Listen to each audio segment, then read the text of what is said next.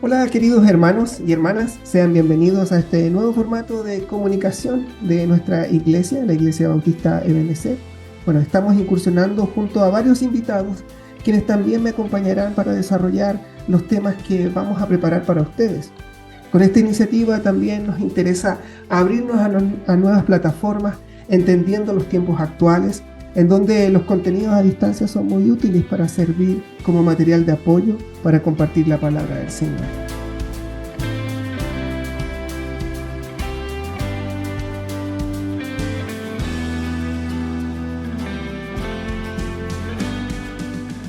Bueno, hemos hablado implícitamente del propósito del libro, aunque no te hice la pregunta, pero increíblemente, por ejemplo, en Juan capítulo 20 está el propósito. Muchos comentaristas hablan de la misma idea Sí, lo puedes y, leer.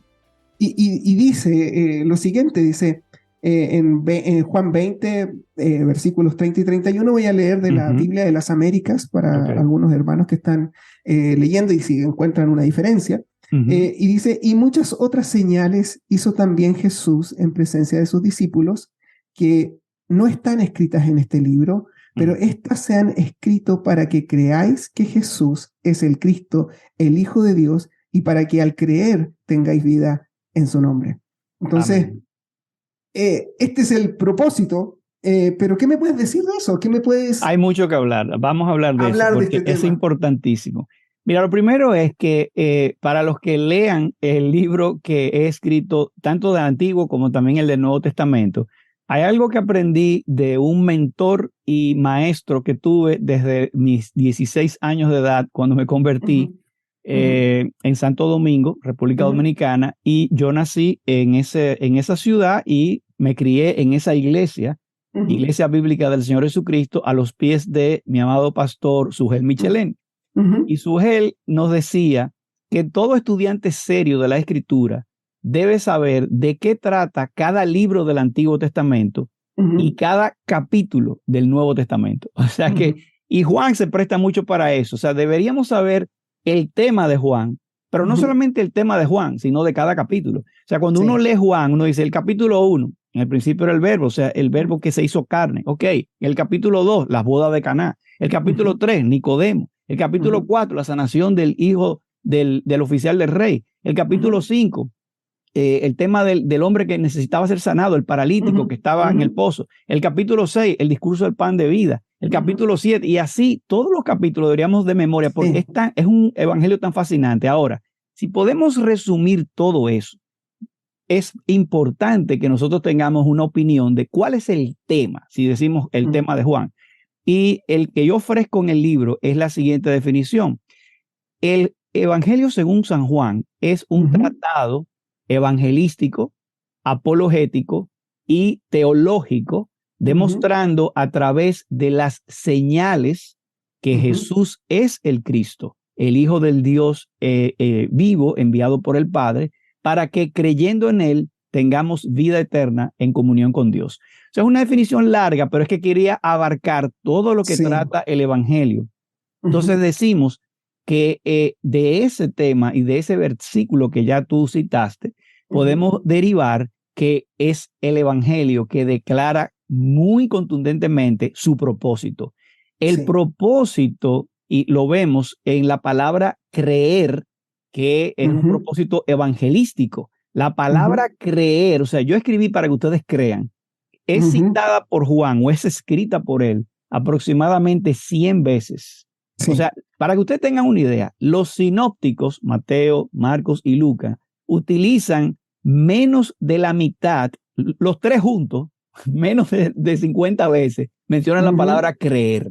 Juan ujú, solo la menciona unas 100 veces. ¿Por qué? ujú. Porque él compuso este evangelio para proveer razones a sus lectores que lo llevaran a tener una fe salvadora como resultado, asegurarles que ellos recibieran el don de la vida eterna al creer en Jesús. Entonces, el primer propósito que yo veo en el Evangelio de Juan es evangelístico, es decir, Ujú. para que crean. Él quería demostrar con estas señales, por cierto, que era que el Señor es quien él decía ser.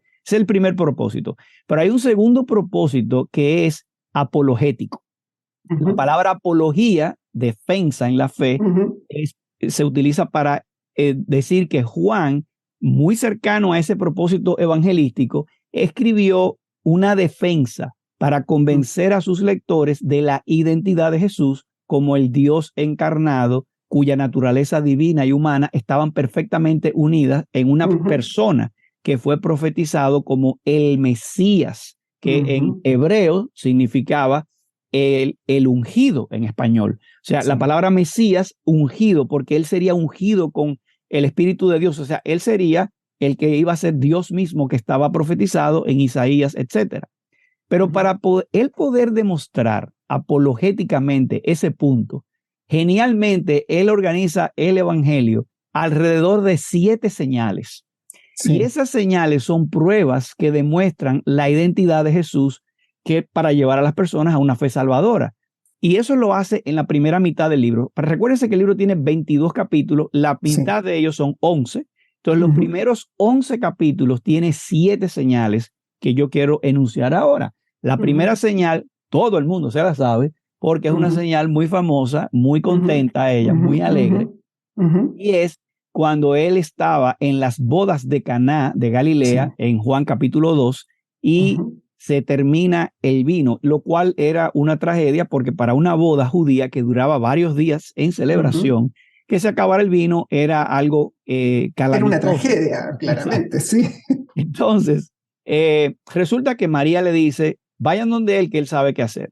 Y él entonces hasta tiene una conversación con su mamá: mujer, que tienes conmigo, no ha llegado mi hora, que si yo hago esto, la gente se va a dar cuenta. Pero lo hizo discretamente. Le dijo, mire, echen agua en esas tinacas de ahí, llenan esas tinajas de agua, y entonces luego cuando dicen, ok, dénsela a probar ahora al maestresala, cuando la prueba, dice que era el mejor vino, que lo guardaron para el final. De hecho, yo utilizo eso como un argumento para hablar de la creación. Cuando algunas personas que creen en la teoría de la evolución me dicen, pero ¿cómo tú puedes explicar que la Tierra tiene una apariencia de vieja, de una apariencia de muchos años, de millones de años? Yo le digo, no, eso es cierto, te concedo que la apariencia es vieja, pero es lo mismo que pasó cuando se convirtió el agua en vino. O sea, era agua y se convirtió no solamente en un componente distinto, que es el vino, fruto de la vid, sino que era añejo también. Exacto. Y lo hizo inmediatamente. ¿Cómo Dios no pudo haber hecho una tierra vieja? Ese es mi argumento. Pero esa fue la primera señal. La segunda señal es la sanación de un hijo de un oficial, que él le fue a pedir ayuda. Le dijo, no, vete, tu hijo ya está vivo. Y cuando él llegó a la casa, le dijo, tu hijo vive. Y le pregunta, ¿a qué hora fue eso? No, como a las 7. Y dice, bueno, esa era la misma hora que el Señor me dijo que él iba a vivir. Esa fue la segunda. La tercera es la sanación del paralítico, que mencionamos en el Juan capítulo 5, un hombre que no podía moverse de nacimiento, y el Señor entonces lo sana. La cuarta es la alimentación de la multitud, el famoso milagro de los panes y los peces, que él menciona en el capítulo 6, cuando él da el discurso del pan de vida. O sea, mire, ustedes procuran la comida que perece, pero procuren la comida que a vida eterna permanece, y él dice que él es el pan de vida. Entonces luego, esa es la cuarta. La quinta es cuando él camina sobre las aguas. La sexta es una de las más cómicas de toda la Biblia, porque es el ciego de nacimiento. Y digo cómico porque el diálogo que se presenta entre este ciego, que era un ciego de nacimiento, y Jesús lo sana, y cuando vienen a interrogarlo, a decirle, le dicen a los padres primero, ¿es cierto que ese es su hijo? Para ver si es verdad, que no es un relajo, que no es una farsa. ¿Cómo va a ser que él dice que ahora que él ve? Entonces, miren, que es nuestro hijo, sí. Y que él ve ahora, él está viendo, pero que él no sabemos cómo edad tiene, pregúntenle a él. O sea, yo no quiero meterme en ese lío porque no querían que lo expulsaran de la sinagoga. Entonces, cuando le preguntan a él, le dicen, da gloria a Dios, ese hombre que supuestamente te sanó es un pecador. Dice, bueno, yo no sé si es un pecador, una cosa yo sé, yo antes no veía y ahora veo. Eso es lo que le llamamos la fe del ciego. Hay gente en la iglesia que tiene la fe del ciego. Tú le dices, pero explícame por qué tú crees, cuál es tu fe, o sea, a ver si pueden defender su fe. O sea, yo creo que yo no sé nada. Yo nada más sé que yo antes no creía y ahora yo creo. Esa es la fe del ciego. Ahora, él estaba acabado de convertir. Entonces, ahí él hace esa profesión de fe y le dice a Jesús, ¿tú crees? Y dice, ¿tú crees en el Mesías? Le dice, ¿quién es para que yo crea? Porque él ni siquiera había reconocido quién era el Señor. Él dice, el que está delante de ti, y él ahí entonces creyó. Y finalmente, la última señal de Juan, hasta el capítulo 11, es el famoso evento de la resurrección de Lázaro. Cuando él manda a mover la piedra, Lázaro ven fuera y se resucita. Ahora, hay personas, teólogos y eruditos que comentan sobre Juan que dicen que hay más señales. Por ejemplo, la señal más importante de todas debería ser la resurrección de Cristo. Y yo creo que eso es verdad. Lo que pasa es que nosotros a veces queremos atarnos a los números y ya tenemos 7 y no nos hacen falta más, ¿verdad? Pero creo que sí, que se puede ver más cosas. Y el hecho de que Juan menciona, no son esas todas las señales. Las cosas que él hizo y los milagros no dieran los libros de este mundo para escribirla, pero él escogió esas para demostrar ¿cómo se llama? Ese propósito apologético y evangelístico. Y en ese sentido, quiero, si tú lo ibas a preguntar, no lo sé, pero quiero mencionar rápidamente que en ese contexto, cuando él estaba haciendo esas señales, en algunas de esas ocasiones, él menciona los famosos yo soy, que también dicen que son 7, pero yo he contado como 9 o más, porque dice yo soy el pan de vida, en el capítulo 6, yo soy la luz del mundo, capítulo 8, yo soy la puerta de las ovejas, en el capítulo 10, yo soy el buen pastor, en el capítulo 10 también, yo soy la resurrección y la vida. El capítulo 11, cuando resucita a Lázaro. O sea, le dice a Marta, Marta, ¿tú crees que él va a vivir? Y dice ella, sí, Señor, en la resurrección. Marta, es que soy yo la resurrección. Es que si yo lo digo, se va a levantar ahora. Es que yo soy la resurrección y la vida. Yo soy el camino y la verdad y la vida. Nadie viene al Padre sino por mí. Juan 14:6. Yo soy la vid verdadera. Juan 15. Y hasta ahí quedan los 7 yo soy, pero yo he visto otros yo sois. Por ejemplo, cuando él le dice a los judíos, si no creéis que yo soy, en vuestros pecados moriréis, en el capítulo 8. O cuando él dice en ese mismo capítulo, miren, antes que Abraham fuese, yo soy. Yo soy. Él no dice, antes que Abraham fuese, yo era ya en ese momento. No, es que yo soy, es que yo soy o sea, él se estaba diciendo como el gran yo soy, el YHWH, el Yahweh de Isaías. O sea que esa es la idea, hermano. Sí, una de las cosas importantes, de acuerdo a lo que estábamos hablando, precisamente se me vino a la mente lo que tú decías en referencia al creer y a la apología, es decir, al evangelismo, pero también a la apología. De hecho, precisamente el domingo de la resurrección, el domingo pasado de Semana Santa, yo prediqué el pasaje del capítulo 20, del versículo 24 al 31, en donde está Tomás, llamado el Dídimo.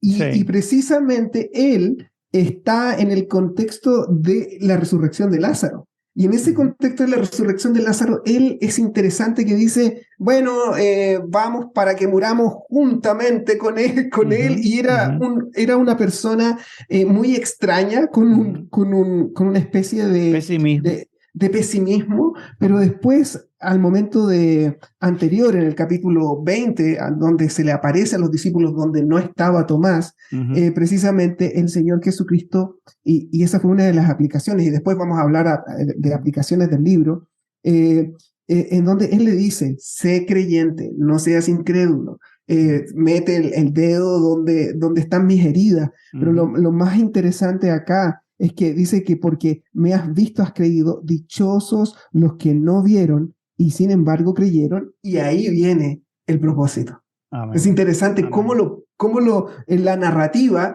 es hacia Tomás, es un discipulado aparentemente hacia Tomás, y él termina diciendo, tú eres Señor mío, Dios mío, es una declaración de deidad, pero posteriormente dice, y muchas de estas otras señales se presentan a los discípulos, y estas no están escritas, pero las que se han escrito es para que creáis, y también, y para que al creer tengáis vida en su nombre. Entonces, la idea en una exégesis y todo lo demás parece y da a entender de que hay que vivir una vida creyendo. Es como Pablo después lo explaya en Romanos. El evangelio no es tan solo creer un día y yo acepto a Jesucristo como mi Señor y Salvador, sino que es una vida cristiana, es vivir el evangelio. Entonces, parece que cree y crece. Yo puse como una aplicación a la iglesia. Así que, en referencia a eso, ¿qué me puedes decir un poquito hablamos del propósito, hablamos de la diferencia, hablamos de la razón de escribir, pero ¿qué me puedes decir un poquito del prólogo? Porque yo ya he predicado el prólogo del 1 al 18, pero si me puedes aplicar un poco, animar a los hermanos con estos versículos que son profundos. El principio era el verbo era, el verbo estaba con Dios, el verbo era Dios. Entonces, ¿qué nos puedes decir un poco del prólogo y la importancia de darles un poquito de carne a los hermanos para que comiencen a experimentar el gozo de estudiar el libro? Claro, claro. Bueno, de nuevo, tenemos que ponernos en los zapatos de los judíos de ese momento que estaban escuchando, que estaban oyendo de primera mano lo que Juan estaba diciendo ahí. Y recuerden que los judíos de la época estaban leyendo la escritura, o sea, en ese momento, en el siglo I, no existía completo el Nuevo Testamento. Lo que ellos leían era el Antiguo Testamento. Pero, para colmo, los judíos en ese momento que ya habían sido expatriados, por tantas naciones, a la raíz de Alejandro el Grande, el mundo estaba helenizado. La palabra heleno significa griego y significa que la cultura, lo que eran las artes y la literatura, la educación, era en griego. Sí. Para el año 250 antes de Cristo, Ptolomeo Filadelfo auspició la traducción del Antiguo Testamento hebreo al griego. ¿Y eso qué tiene que ver con el prólogo de Juan? Tiene mucho que ver. Porque lo primero que un judío aprendía de la escritura única que tenía en sus manos, que era el Antiguo Testamento, eran los primeros versículos de Génesis. Y el versículo primero de Génesis habla de que en el principio creó Dios los cielos y la tierra. Entonces, recuérdense que estaba en griego. Y en griego lo que dice es enargei, es la misma palabra en español, argei, que es como de archi, de el principal o el principio. Epoiosen, es decir, hizo Jotheos, Dios, ton uranon, que significa el cielo, kai, ten, geon, o gen, gen es la tierra. O sea, lo que dice, en el principio creó Dios los cielos y la tierra, pero lo decía en griego. Ese griego que decía, en el principio creó los cielos y la tierra. Así cuando Juan comenzó su prólogo, comenzó con las mismas palabras de Génesis 1:1 y dice, enargei en hologos. O sea, el Génesis decía, enargei epoiosen jotheos, es decir, en el principio Dios creó, pero Juan dice, en el principio era, antes de la creación, era hologos, el verbo. Logos, sí. Y el logos era, estaba con Dios y el verbo era Dios. Ahora, ¿qué escuchaban los judíos cuando escuchaban la palabra logos? ¿Qué era el logos? Bueno, para los griegos ya dijimos lo que era, que ellos creían que Heráclito, que dijo que lo único permanente es el cambio, que un día vendría el logos y que el logo le iba a explicar todas las cosas, y por eso Juan le dice a ellos, sí, un día va a venir ese logos. Pero ¿y qué es de los judíos? Bueno, los judíos creían que el verbo, que la palabra de Dios era la expresión del Dios creador. Porque fíjense lo que dice Génesis 1:1, que en el principio creó Dios los cielos y la tierra estaba desordenada y vacía y el espíritu se movía y dijo Dios, sea la luz, y fue la luz. Y dijo Dios, sea esto, y dijo Dios todo, y dice, entonces Juan toma eso mismo y dice en su prólogo, no hay cosa que Dios no haya dicho. Ese verbo fue quien dijo y creó todas las cosas. No hay nada que no haya sido hecho, que no haya sido hecho por medio de él, porque en él estaba la vida. De la muerte él estaba creando la vida. De las tinieblas, en el principio, cuando Dios creó, la tierra estaba desordenada y vacía, era tiniebla. Él dijo, sea la luz. O sea que cuando Dios habla, para el judío entender eso, o sea, en el principio creó Dios los cielos y la tierra y dijo Dios sea la luz. Entonces Juan dice, sí, la luz vino. Lo que dijeron sea la luz. No, es que la luz mismo vino. Jesús es esa luz. Jesús es la luz del mundo. Jesús es el Hijo de Dios. Jesús es la palabra encarnada de Dios. El Logos que ustedes están viendo en acción en Génesis 1, creando todo lo que existe, ese es el que vino. Y ese verbo, versículo 14, fue hecho carne y vimos su gloria, gloria como la del unigénito Dios, así que dice el griego literalmente, Sí. del unigénito Hijo de Dios, que es lleno de gracia y de verdad.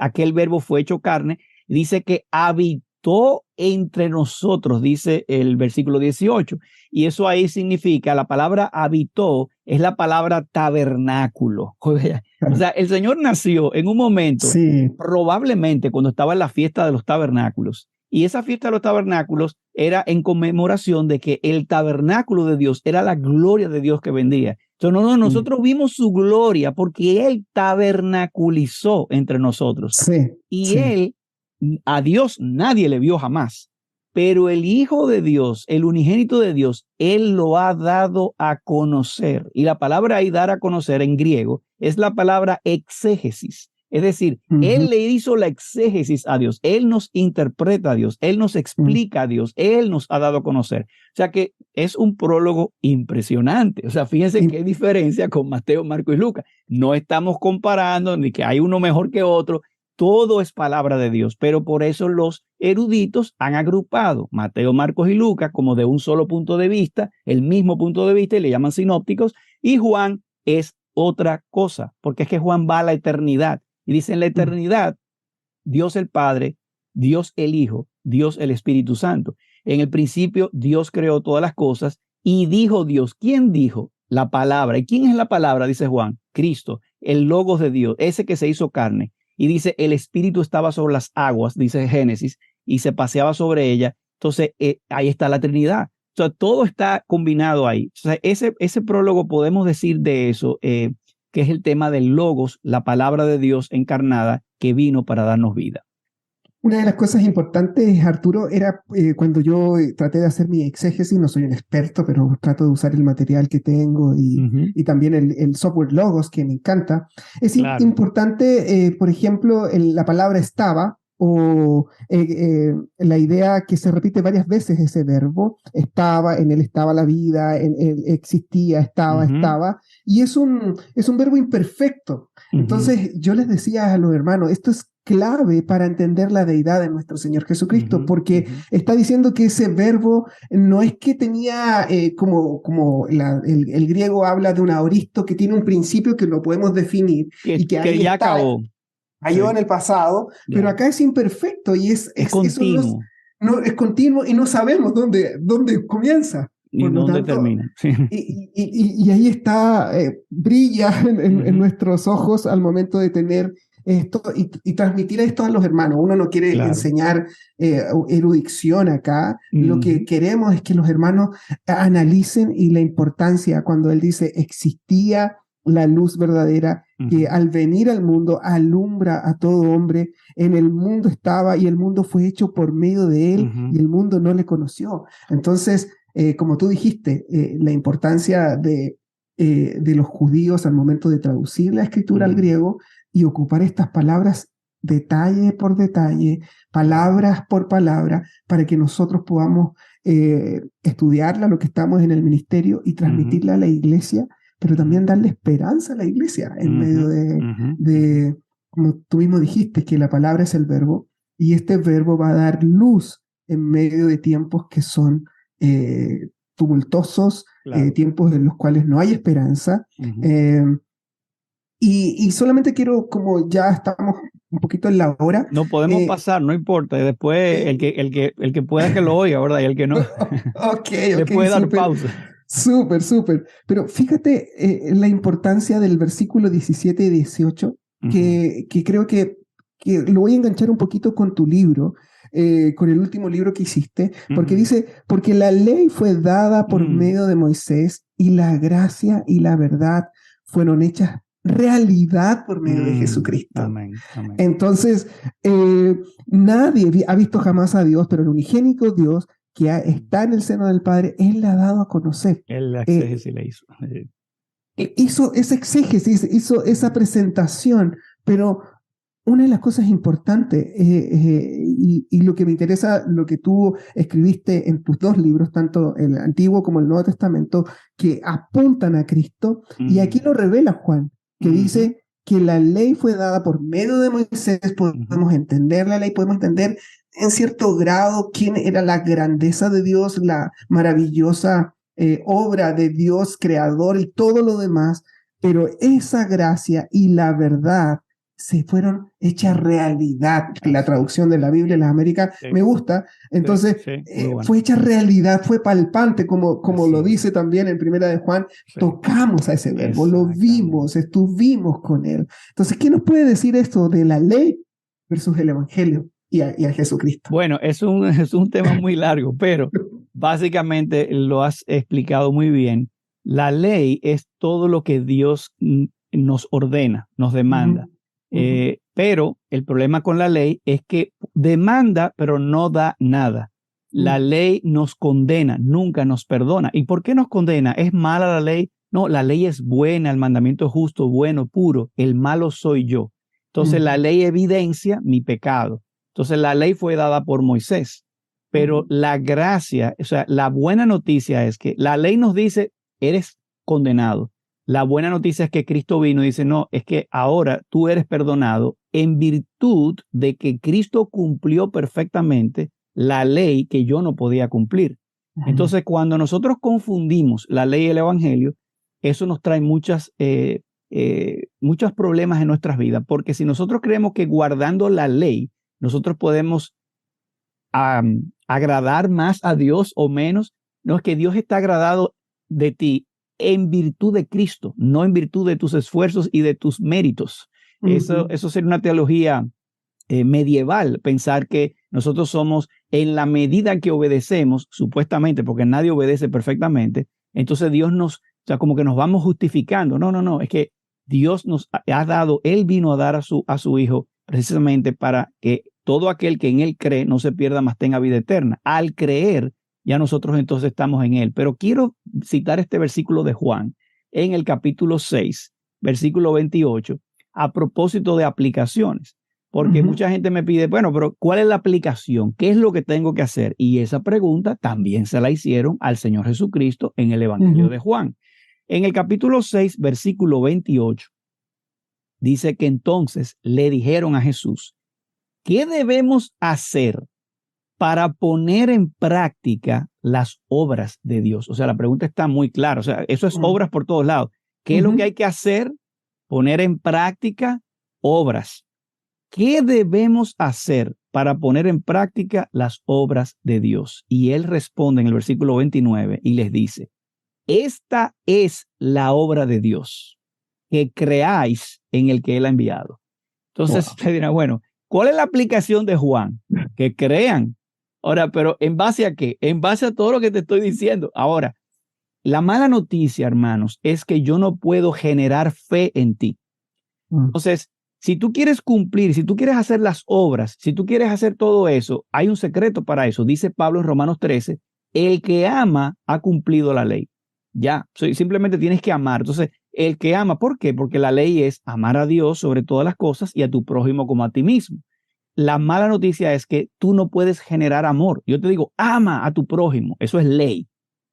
Ama a Dios. Esa es la ley. Amar a Dios y amar al prójimo. Ahora, la pregunta es, ¿qué genera, qué produce en mi corazón? Amor. Eso lo produce la fe. Dice Gálatas 5:6 que en Cristo Jesús no hay circuncisión ni incircuncisión, sino la fe que obra por el amor. Es decir, la fe produce el amor. Entonces, ¿quieres tú tener amor para cumplir la ley de corazón, amar a Dios y al prójimo? Si tú quieres tener amor en tu corazón, necesitas fe. Ahora, ¿qué produce la fe? Porque yo te digo, cree. Y aquí te está diciendo, esta es la obra de Dios, que creáis en el que Él ha enviado. Pero, ¿cómo puedes tú creer? Solamente hay una forma de tú creer y es que la palabra de Cristo te diga, sea la luz. Que la palabra de Cristo te diga, sea fe en ti. ¿Y cómo yo demuestro eso? Porque dice Pablo en Romanos 10, versículo 17, que la fe viene por el oír. Y el oír por la palabra de Cristo, la voz de Cristo. Entonces, si hay algo que debemos hacer es acercarnos a la Escritura, y el Evangelio de Juan es perfecto para eso, para nosotros escuchar la voz de Cristo, que es la que crea la fe que obra por el amor. Entonces, si tú quieres tener una vida de aplicación llena de frutos, lo único que crea los frutos en tu vida es el amor que es movido de esa fe que viene de la palabra de Cristo. Entonces, los predicadores a veces nos pasamos la vida predicando sobre el amor, 10 pasos como amar, esto del amor, pero no funciona. Entonces yo digo, no, lo que produce el amor es la fe. Entonces, bueno, vamos a predicar de la fe. Cree fe, o sea, ten fe. Eso tampoco lo puedo producir. Pero cuando yo digo, oye la palabra de Cristo, que Él dice, y tú escuchas la voz del buen pastor que te dice a ti, ven a mí, y te llama, y te dice, sea la luz. Él crea la fe. Hay un texto en Marcos también que dice, un hombre abatido porque tenía un hijo enfermo, Señor, por favor, di la palabra para que sea sanado. Le dice, pero eso está fácil. Al que cree, todo le es posible. ¿Tú crees? Y él le dijo, Señor, creo, ayuda mi incredulidad. Eso somos todos nosotros. El Señor está aquí y está diciendo, ustedes quieren poner en práctica las obras de Dios. Esta es la obra de Dios, que creáis. Ahora, la pregunta es, ¿tú crees? Bueno, la respuesta solamente el Señor te la puede dar. Él es el buen pastor y Él es el que llama. Entonces voy a concluir mi parte. Yo no sé si tú vas a tener más preguntas porque el tiempo se ha ido, pero hay otro texto en Juan 12:21 que me gusta mucho, porque ahí resulta que vinieron unos griegos, perdón, es en Juan 21:12, vinieron unos griegos a preguntarle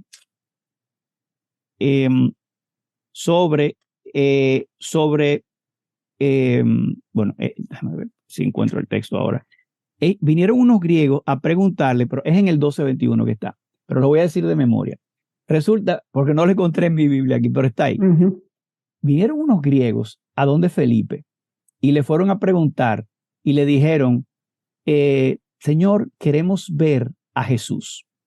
Resulta que muchos púlpitos de Europa han puesto en el púlpito estas palabras de ese versículo grabadas en el púlpito para cuando el predicador se aproxime al púlpito y vea ese versículo donde le dijeron a Felipe, muéstranos a Jesús, queremos ver a Jesús. Eso es lo que las ovejas quieren oír de nosotros los predicadores. No es mi testimonio, no es mi historia, no es mis anécdotas, no es historias moralizantes, no. Ellos quieren ver a Jesús, porque mis ovejas oyen mi voz y ellas me escuchan y entonces yo les doy vida eterna. Entonces, la única forma de nosotros poder tener esa fe que obra por el amor es oyendo la palabra de Cristo. ¿Cuál es mi tarea y tu tarea? ¿Cuál es mi aplicación? Que debemos ir a la palabra de Cristo en toda la Biblia, desde Génesis, que lo vemos hablando, creando todas las cosas, hasta Apocalipsis, que dice, he aquí yo vengo en breve. Sí, ven, Señor Jesús, porque Él volverá, haciendo esa promesa. El Cordero que venció al gran dragón, el Cordero que venció y que es el Rey de Reyes y Señor de Señores. Entonces, en ese sentido, es ir a la Escritura, en el Evangelio de Juan, y exponernos a la voz del buen pastor. Recuerden también, eso está en Lucas, eso no está en Juan, pero cuando Marta y María fueron, él dijo, Marta, Marta, afanada y turbada estás con muchas cosas, pero María escogió la mejor parte, la cual no le será quitada. ¿Cuál es esa mejor parte que tú puedes escoger? Sentarte a los pies del Señor para escuchar su palabra. Amén. Siento que he hablado mucho, así que te doy... Está bien. Solamente ya como para terminar, te doy muchas gracias y para aplicar un poco y animar a los hermanos. Los hermanos necesitan entender que necesitan. La luz está en la Escritura. Jesús es la luz. Él es la vida. Es la resurrección. Dice que todo aquel que vive y cree en mí no morirá. Y hace la pregunta, él mismo, ¿crees esto? ¿Crees esto? Entonces, les animo a los hermanos a profundizar, a buscar, si a lo mejor ha estado luchando con muchas cosas en su vida o con situaciones de oscuridad. Principalmente la Escritura habla entre el contraste entre la oscuridad o las tinieblas y la luz admirable. Y Jesús mismo le dice a sus discípulos, mientras tenéis la luz, creéis en la luz, para que sepáis que seáis hijos de luz, le dice a sus discípulos, hablando de su muerte y su resurrección. Entonces, es increíble ese contraste. La luz vino y tenemos que aprender, así como Pablo también decía, quiero experimentar, quiero conocer, quiero saber, y mi único propósito es conocer más a la persona del Señor Jesucristo. Esa es la meta, conocer más a Cristo, empaparme de su carácter, saber quién más es, y Dios nos promete en esta santificación progresiva de despojarnos del viejo hombre. Y poniendo este nuevo hombre creado en Cristo, para que seamos luz, para que seamos sal de la tierra, para que seamos luz del mundo. Así que muchas gracias por esta primera introducción que fue fantástica y que esperamos que los hermanos puedan admirar el Evangelio de Juan, podamos estudiar el Evangelio de Juan y también lo podamos aplicar a nuestras vidas diarias. Vamos a orar y vamos a terminar esta sesión. Amado Padre Celestial, te damos muchas gracias por tu tremendo amor, por tu misericordia. Así como pudimos experimentar y viajar en el tiempo, desde el contexto histórico, de entender algunas claves para profundizar el libro, ayúdanos también a enfatizar el propósito del libro, que es creer, y para que creamos, tengamos vida en su nombre. La respuesta es Jesucristo. La respuesta es así.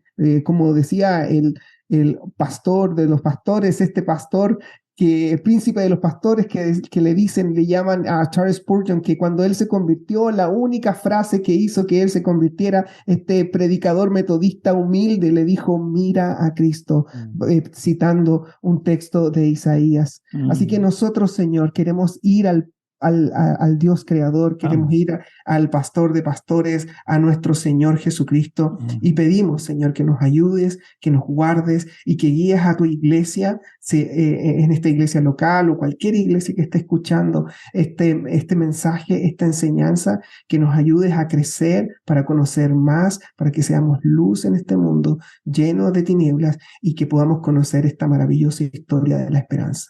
Gracias, Señor, por su palabra. Gracias por el invitado. Bendiga su vida, su ministerio, su familia. Y gracias, Señor, por todo. En el nombre de Cristo Jesús oramos. Amén. Amén. Amén. Concluimos así este segundo episodio introductorio al Evangelio de Juan. Jesús es el Verbo, la luz del mundo, el Hijo de Dios. Y este Evangelio ha sido escrito para mostrarnos su divinidad y para que al ver a Cristo en este libro, creamos en Él y tengamos vida eterna. Le invitamos a seguir nuestro próximo episodio en el que estaremos con un nuevo invitado hablando más acerca del Evangelio de Juan y sus aplicaciones a nuestras vidas. Nos encontramos nuevamente entonces, si Dios lo permite, en este programa de la Iglesia Bautista Ebenecer, Conversemos de la Biblia.